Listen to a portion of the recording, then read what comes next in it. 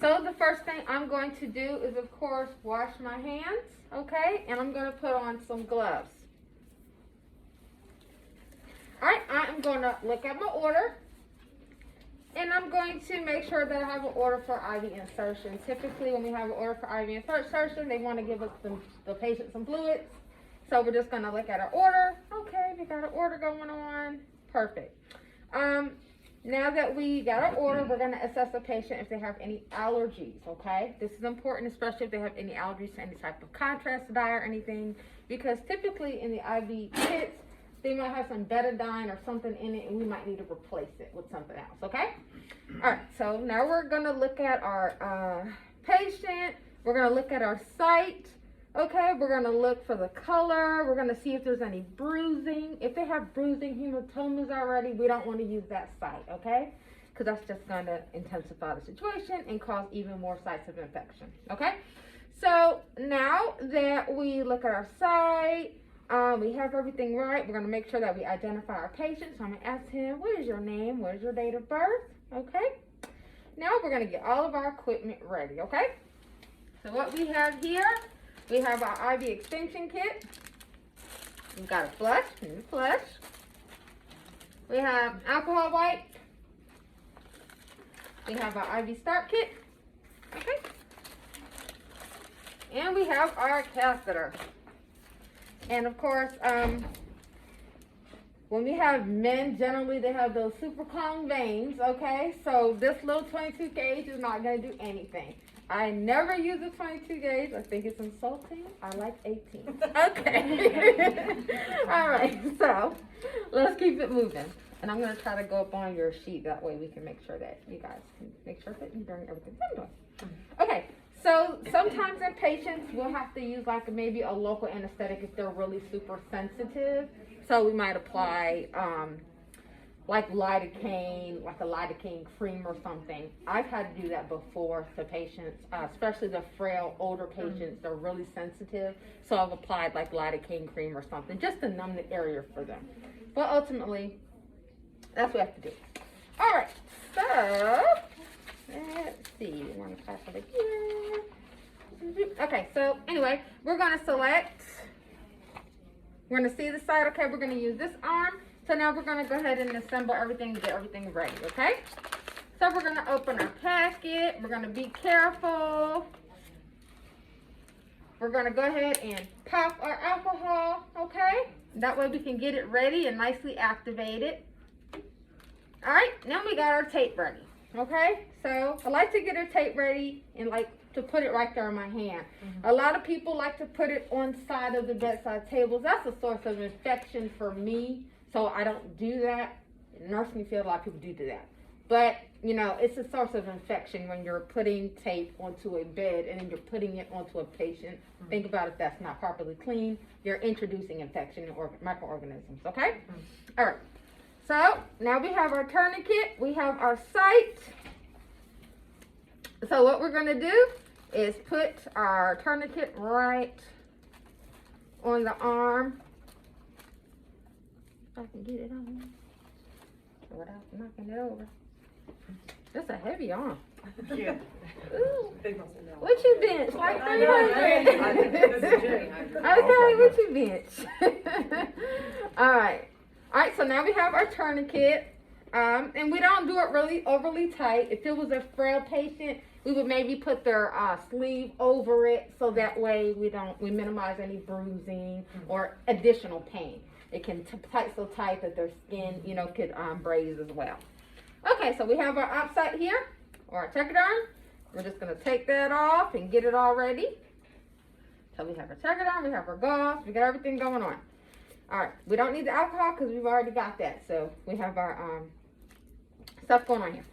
Okay, so now we're going to open up our extension kit. And while we have that tourniquet on, let's go ahead and clean our site because we don't want to have that tourniquet on that long.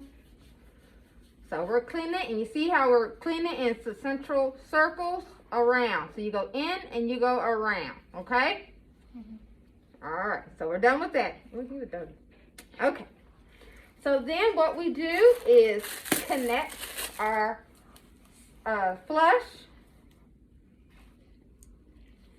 to the extension. And what I like to do is just go ahead and activate it so we prevent any air, okay, from going to the patient. Very important. Alrighty, so let's go ahead and get started. So we have applied our ChloraPrep. Let that dry a little bit. We have our vein nice and bounding and ready for us. Oh, this is a different one. Interesting. Okay, I'll roll with it. All right, so we want to make sure when we access the site, we're going to pull the skin taut. We're going to make sure that our IV is beveled up. Okay, bevel up.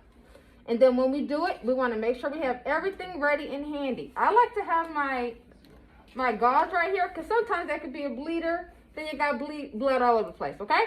So you just put it right up here. All right, so we hold that skin taut and we just advance right in there. This is such a tiny vein, so we'll see how it works. This is a tiny needle, so we'll see how it works.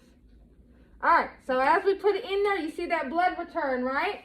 Perfect. So what we do now is we get our stuff going right here, and you see how it blacks up in there and you can just have a mess. So what I like to do is hold it right above. That'll help stop the blood. I like to put my little gauze right up under there to cause any mess.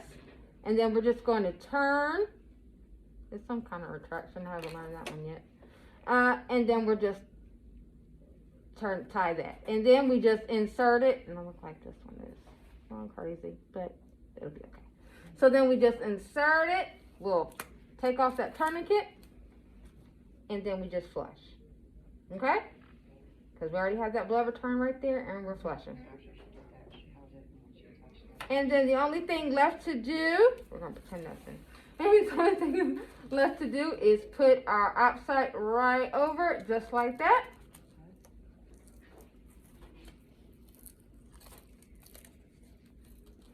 And then you can either make sure you clamp this. And then you can use your tape. And then boom. And that's all you gotta do. That's it. Easy, right? Easy. You see, mine raggedy, but it's okay. We get the idea. All right. So I have to figure out this one. I have never seen these before. So, have you seen these before? No. Yeah, these are. Yeah, this is new. This is a new one. You said that we use the 22, 24 because of their veins are small, so that's probably. Yeah, this one is a super con. So I probably wouldn't use this one for these. Just FYI, when you guys are doing yours, I would probably use a smaller vein because these, you see how that's so, and it bend like that. When you have a big, like when you get in a hospital setting, you have a big vein, you don't want to use a tiny needle. It just is no point. All right, so that's it. I hope this was helpful to you guys. Okay, perfect. Thank you. All right, now it's your turn. Let's get cracking. Oh, you know what? I gotta do my removal. Oh, let's remove. Yeah. All right, so easy with the removal. All I do with the removal is you know how you get there and there's so much tape and then the skin is frail, like, oh my goodness, it hurts. Yeah. Alcohol is your friend. All you have to do is put alcohol here and that outside, and that tape will come right off. And it goes right here. Look, it comes right off. So you just get that. You see that hair, and you see that hair and that tape. Yeah, they crying. So all you have to do is lift up as you're lifting up. Okay. As you're lifting up, you go just like that. Just like that. And that'll prevent any type of pain to the patient. Just like that. Okay? And as you lift up, just be careful. You're just going to use that gauze and apply it right there.